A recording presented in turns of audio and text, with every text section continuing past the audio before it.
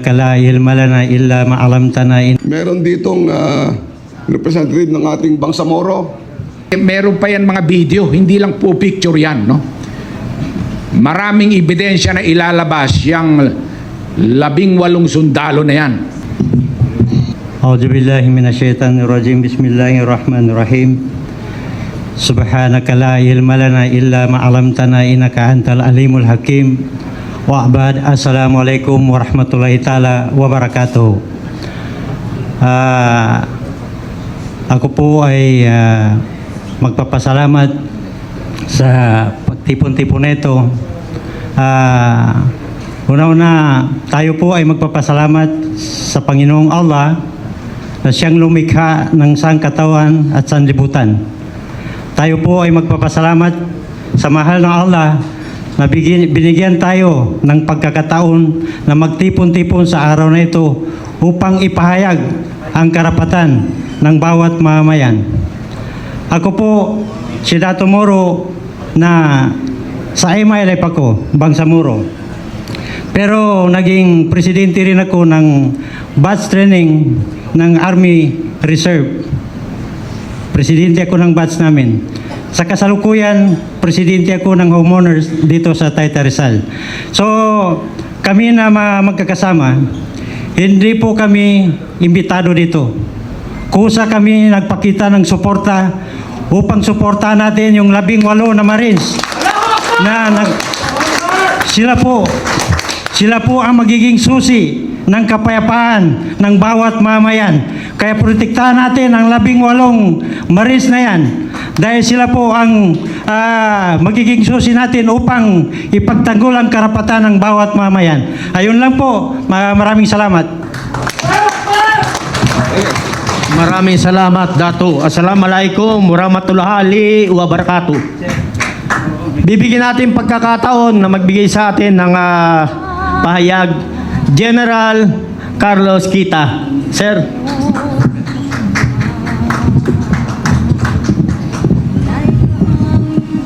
Maraming salamat sa inyong lahat sa pagdalo nyo dito sa event na ito.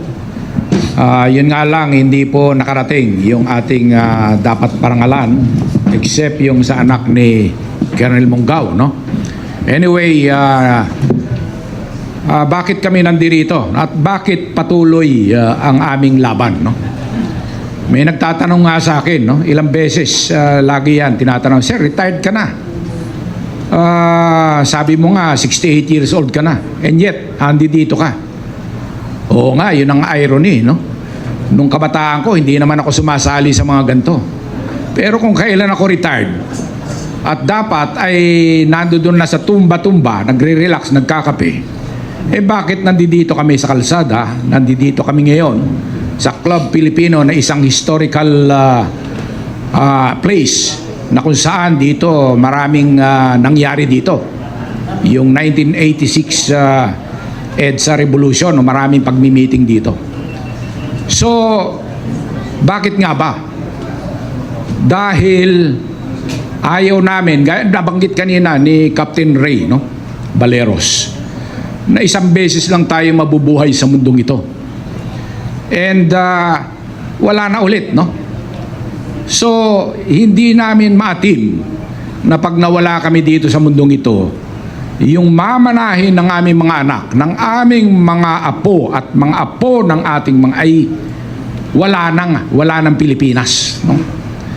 Kasi sa kasalukuyan ang nangyayari ay talagang hindi na matanggap ng kahit sinong Pilipino except yung mga natatapalan ng mga baleta, yung mga binebenta ang kanilang prinsipyo.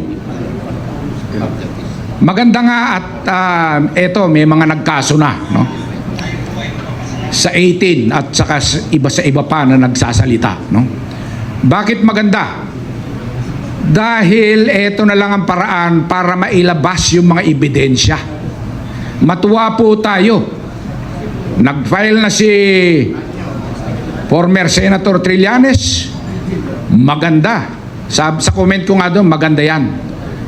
Nag-file na rin si Secretary Ed Año, actually si Secretary Ed Año. Mista ko yan sa academy. Talaga namang mahusay na ano yan, na officer. Ang comment ko lang doon, maganda at nag-file dahil doon malalaman natin ang katotohanan. Kasi pagdating sa korte, lalabas po kung sino nag-deliver, meron pa yan mga video, hindi lang po picture yan, no? Maraming ebidensya na ilalabas yung 18 sundalo na yan. Kaya discharge man sila honorably or dishonorably o nag-retire ng maayos, ang mahalaga yung katotohanan. Yung iba nga dyan nagsasabi na imbis na imbestigahan hinahanapan ng butas, gumagamit pa ng statistics, ng mathematics, na imposible raw dahil ilang delivery raw yan kung 800 billion. Hindi naman sinasabi nung mga Marines na yon ang total ng dineliver nila ay 805 billion. Hindi naman Ang sinasabi nila, ang pinapatotohanan nila ay yung mga dineliver nila kung ilang maleta. So yun po ang pinapatotohanan nila kung ilan yon. So para malaman ang katotohanan, tama po yan. Sa kaso, lalabas, sa hustisya o sa korte, lalabas po yan. Kaya po ang hiling po namin sa lahat ng mga nakikinig sa ating mga 18 kasundaluhan at iba pa, sa ating mga retired, sa ating mga aktibo, sa ating mga iba't ibang sektor, yung mga vloggers na nandito, yung sa mga mainstream media, ilabas lang po natin ang katotohanan. Yun po ang mahalaga. Sabi nila, the truth will set us free, no? So, panghuli, nabasa ko kahapon o napakinggan ko kahapon, etong si spokeswoman Colonel Padilla, minamaliit yung ating manifesto. Yung mga ilandaan sa ngayon nasa mga 500 plus pa lang naman, no? At parami pa yan ang parami. Marami nagte-text, no? Sir, isama mo kami dyan. In fact, yung dati kong brigade commander, si deputy brigade commander, si General Johnny Macanas. Napanood ko ulit yung Johnny, thank you sa pagsuporta, no? Na-i-vlog mo nga. At marami siyang mga pangalan na binanggit, no? So napakagaling na officer yan. Talagang kinasuhan din yan pero hindi nag-materialize yung kaso sa kanya. Dahil nagsasabi po siya ng totoo. So importante po yon. Balik ko lang yung sinabi ni Colonel Padilla. Minamaliit yung manifesto. Pinagyabang niya yung AGPO, no?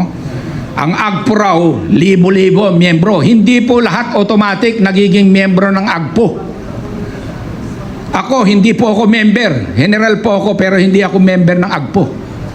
Kasi may babayaran ka pa doon, 10,000 pesos. No? Pero ang hamon ko sa kanya, sabi ko, yung pumirma sa AGPO, mga opisyal yan ng AGPO. Pero subukin mo papirmahin yung membro niyan, yung libo-libong member ng AGPO, na sumusuporta sila sa administrasyong ito na alam na korap. Ewan ko kung may pipirma dyan. Yun lang, mag-isik tayo sa katotohanan. Marami po salamat. Maraming salamat, General Kaloy Kita, sir.